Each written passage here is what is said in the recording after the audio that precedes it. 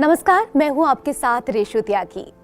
आपको अमिताभ बच्चन का वो फेमस डायलॉग तो याद ही होगा, डॉन का इंतजार तो 11 मुल्कों की पुलिस कर रही है। जी हाँ, आज हम बात करेंगे ऐसे ही एक सीरियल किलर की जिसका इंतजार 11 नहीं लेकिन 9 मुल्कों की पुलिस ने किया। पकड़ा भी गया लेकिन हर बार चकमा देकर बच निकला। वो विदेशी महिलाओं से दोस्ती करता, ड्रग्स देता और फिर उनकी हत्या कर देता। अब आप सोच रहे होंगे कि मैं शायद किसी फिल्म या सस्पेंस थ्रिलर सीरियल किलर की कहानी बता रही हूँ, लेकिन ये हकीकत है बिकनी किलर के नाम से मशहूर चार्ल्स शोभराज की। वो शोभराज जिसका इंतजार Bharat, Nepal, Myanmar, Thailand, France, Iran, Greece और तुर्की समेत करीब 9 देशों की पुलिस कर रही थी। सीरियल किलर चार्ल्स शोभराज विदेशी महिलाओं को अपना शिकार बनाता था। वो उन्हें ड्रग्स देता और फिर उनकी बड़ी ही बेरहमी के साथ हत्या कर देता। उसके शिकार कई महिलाओं की लाश बिकनी में मिली तो वो बिकनी किलर के नाम से मशहूर हो गया। वो बेहद हैंडसम, चार्मिंग, गुड लुकिंग था, लेकिन उसके इरादे उतने ही ज्यादा खतरनाक थे।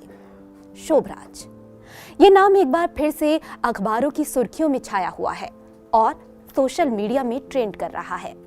मशहूर सीरियल किलर शोभराज उर्फ हतचंद भाव नानी गुरुमुख चार्ल्स शोभराज 19 साल बाद नेपाल की जेल से रिहा हो रहा है। 2003 से नेपाल की जेल में सजा काटने के बाद अब नेपाल सुप्रीम कोर्ट ने उसकी रिहाई का आदेश दिया।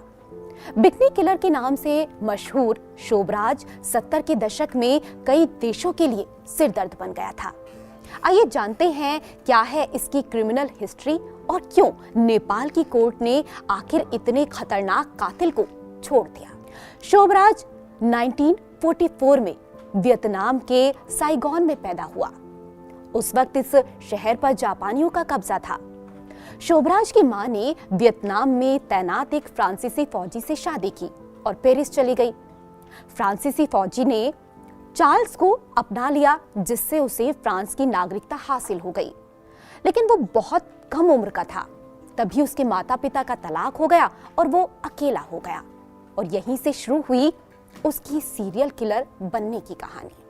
उसने फ्रांस में कई क्राइम किए और कई बार जेल में सजा भी काटी।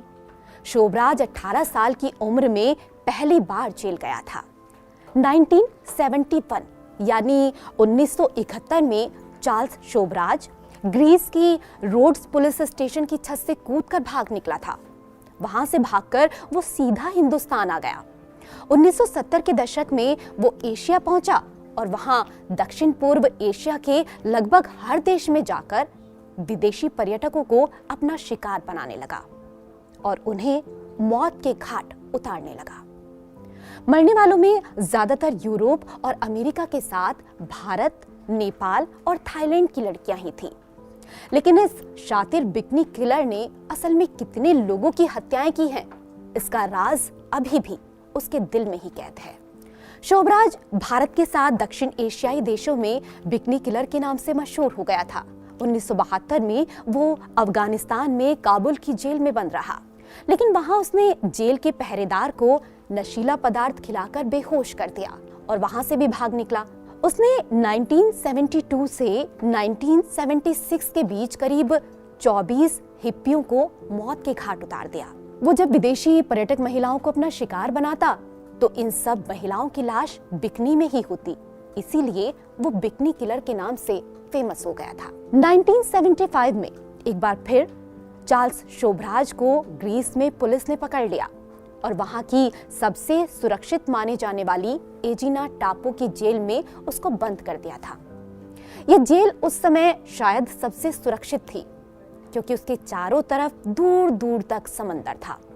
मगर शोभराज वहां से भी पुलिस को आंखों में उसने धूल झोंकी और भाग निकला। 1976 में शोभराज ने एक बड़ा हाथ मारा और भारत की सैर पर आए एक फ्रांसीसी ग्रुप के 4 लोगों की उसने हत्या कर दी।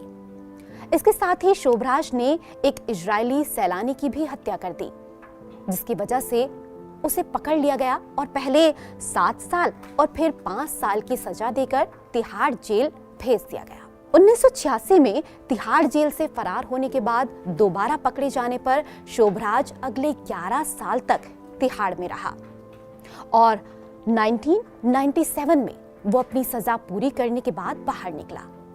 तब तक थाईलैंड के वारंट की जो मियाद थी वो 20 साल की थी और वो भी समाप्त हो गई थी, जिसके तहत उसे मृत्यु की सजा मिलनी थी, यानी कि मौत की सजा मिलनी थी।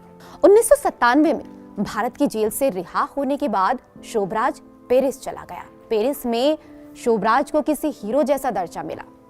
उसने अपने चार्म और चलन की बदौलत जुर्म की दुनिया में बड़ी ही इज्जत से लिया जाने वाला वो नाम हो गया। फ्रांस के एक डायरेक्टर और प्रोड्यूसर ने तो शोभराज पर एक फिल्म तक बनाने का अधिकार हासिल कर लिया था, जिसके एवज में शोभराज को करीब 97 यानी 97 करोड़ रुपए दिए गए, जबकि एक मीडिया हाउस से इंटरव्यू के एवज में उसने $5000 मांग लिए थे। 2003 में नेपाल पुलिस ने शोभराज को इस हरकत के लिए पकड़ा। 12 अगस्त 2004 को शोभराज को नेपाल के सुप्रीम कोर्ट ने उम्र कैद की सजा सुनाई थी। शोभराज एक फ्रेंच किलर जिसकी उम्र 2022 में 78 साल हो चुकी है। इसको जस्टिस सपना प्रधान मल्ला एंड जस्टिस तिलक प्रसाद श्रेष्ठा ने नेपाल के एक प्रोविजन के तहत रिहा किया है, जिसके तहत जेल में गुड बिहेवियर या मेडिकल रिक्वायरमेंट होने पर पुराने कैदियों को 75% सजा काटने के बाद मुक्त करने की अनुमति देता है। According to the court order, उसने जल्दी रिहाई के लिए कई बार अदालत में पिटीशन फाइल की थी और अपने दावे की सपोर्ट में डॉक्यूमेंट्स दिखाए थे कि उसे ओपन हार्ट सर्जरी की जरूरत है। नेपाल के सुप्रीम कोर्ट ने मेडिकल ग्राउंड के बेसिस पर उसकी पिटीशन को स्वीकार कर लिया और कहा, keeping him behind bars was not in line with the prisoners human rights. मतलब उसे सलाखों के पीछे रखना कैदी के मानवाधिकारों के खिलाफ है और उसे 15 दिनों के भीतर प्रत्यावर्तित करने का आदेश है। तो अगर आपको हमारी ये वीडियो पसंद आई है तो इसे लाइक और सब्सक्राइब करें और ऐसे ही और केस और कानूनी विषयों को समझने के लिए देखते रहिए इंडिया लीगल।